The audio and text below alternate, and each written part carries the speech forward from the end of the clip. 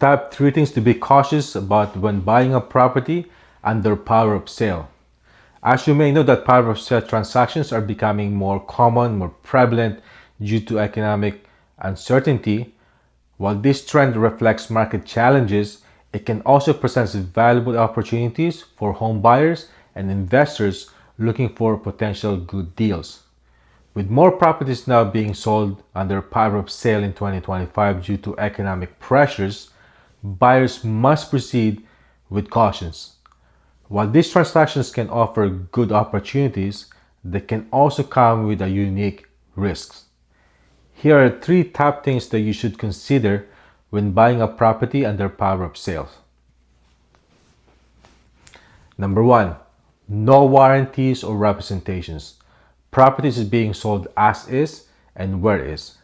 When buying a property under power of sale, the seller, typically the lender, makes no warranties or representations regarding the property's conditions. This means that the property is being sold as is and where is, including any visible or hidden defects. There's no warranty. There's no duty to repair, meaning the lender is not required to spend money on improvements or maintenance. No guarantees are provided regarding zoning compliance, building permits, legal use, whether HST applies, or seller's tax residency status. Number 2, no guarantees on appliances, fixtures, or chattels. Your light fixtures, window coverings, or other items does not automatically pass the sellers in the power of sale transactions. The lender makes no assurances that these items will remain in the property at closing. Even if they were there, present during the showing, they may still be removed by the time of possession. So there's no warranty in these items. Number 3, right of redemptions.